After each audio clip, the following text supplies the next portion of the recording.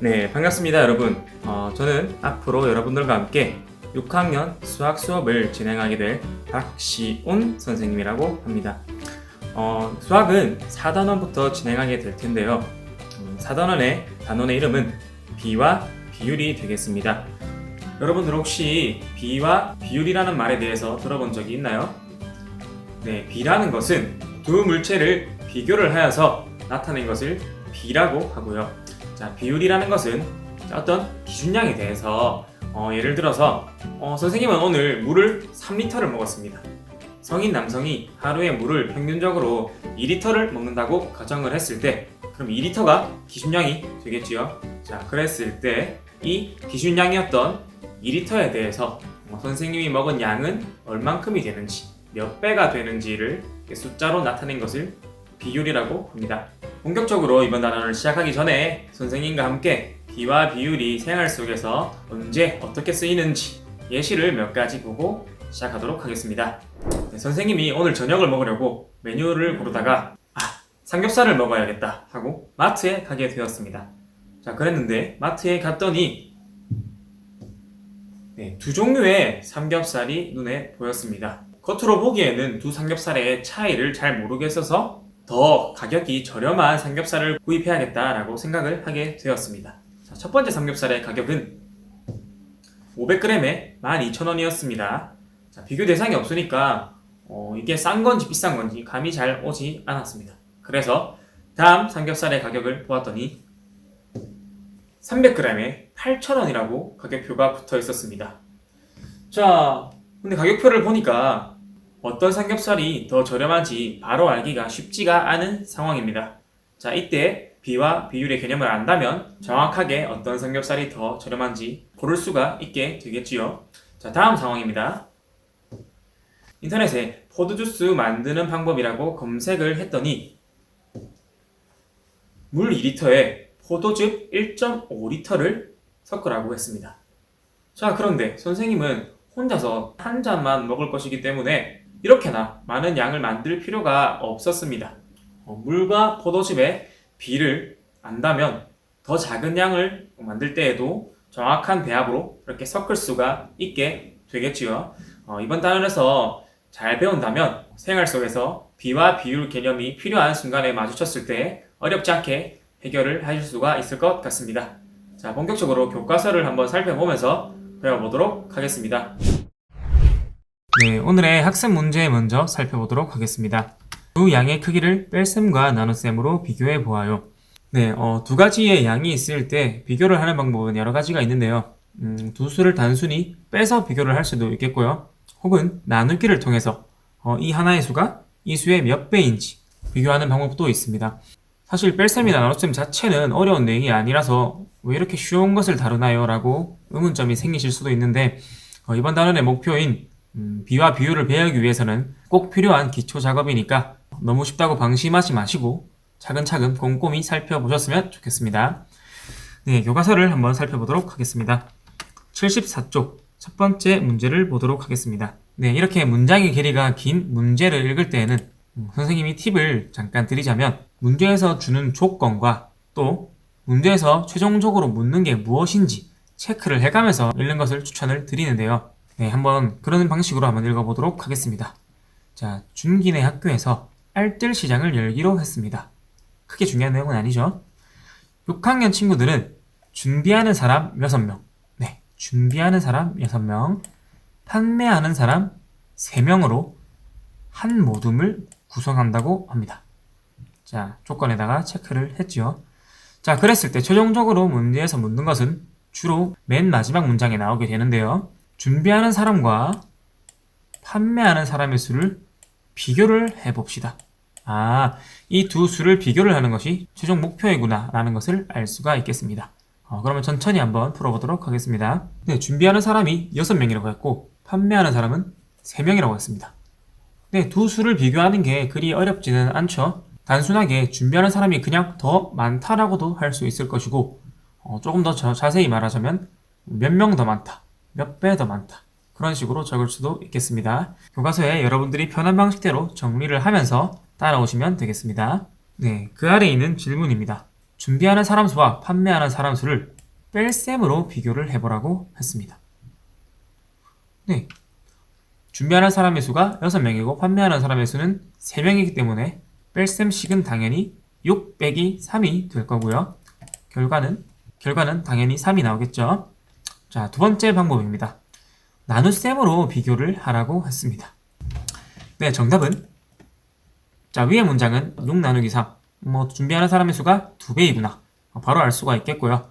반대의 경우 3 나누기 6은 2분의 1 해서 판매하는 사람의 수가 준비하는 사람의 수의 2분의 1배이구나 라는 것도 알 수가 있습니다.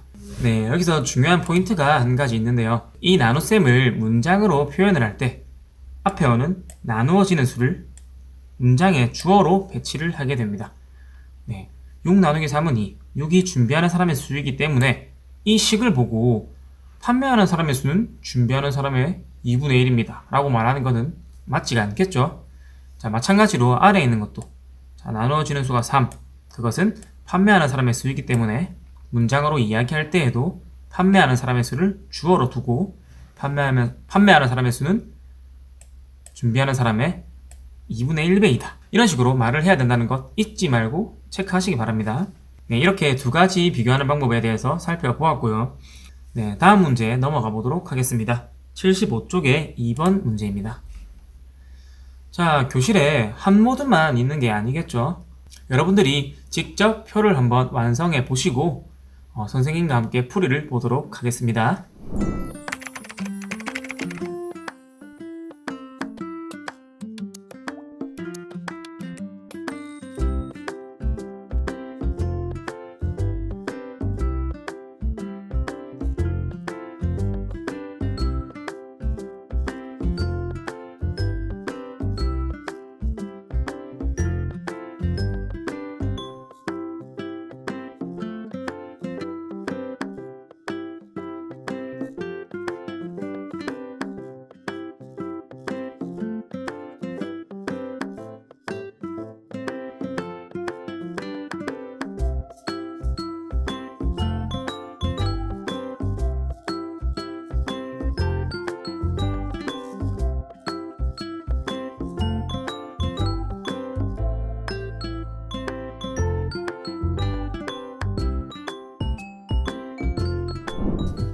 자, 모둠이 하나밖에 없을 때 6명과 3명, 총 3명 차이가 났었는데요. 모둠이 2개, 3개 계속 늘어나더라도 차이는 계속 3명일까요? 모둠 수가 하나, 둘, 셋 이렇게 늘어날 때마다 준비하는 사람의 수도 2배, 3배 이런 식으로 늘어나야 되겠죠. 마찬가지로 판매하는 사람의 수도 2배, 3배 늘어나게 될 겁니다. 그랬을 때 표를 채워보자면 4, 3, 6, 9, 12, 15가 되겠습니다. 자, 이때 준비하는 사람과 판매하는 사람의 수를 뺄셈으로 비교를 하자면 자, 어떻게 되었었나요? 3, 6, 9 이런 식으로 점점 차이가 커졌습니다. 자, 그와 비교해서 나눗셈으로 비교를 했을 때는 어떤 결과가 나왔나요? 6 나누기 3은 2, 12 나누기 6은 2. 모둠이 늘어나더라도 계속 2라는 값이 나왔습니다.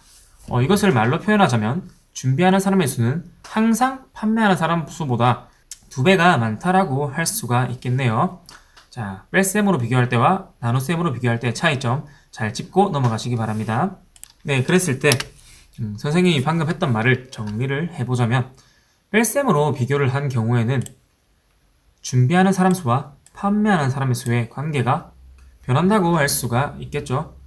왜냐면 차이가 3, 6, 9 계속 커졌기 때문이죠. 자, 그 다음은 나눗셈으로 비교한 경우에는 준비하는 사람의 수와 판매하는 사람의 수의 관계가 변했을까요? 나눗셈의 결과가 계속 2였기 때문에 결과값은 변하지가 않았죠. 준비하는 사람의 수가 계속 2배 더 많은 상황이었습니다. 차이점이 확실히 이해가 되시죠? 네, 마지막 문제를 풀면서 한번 정리를 해보도록 하겠습니다.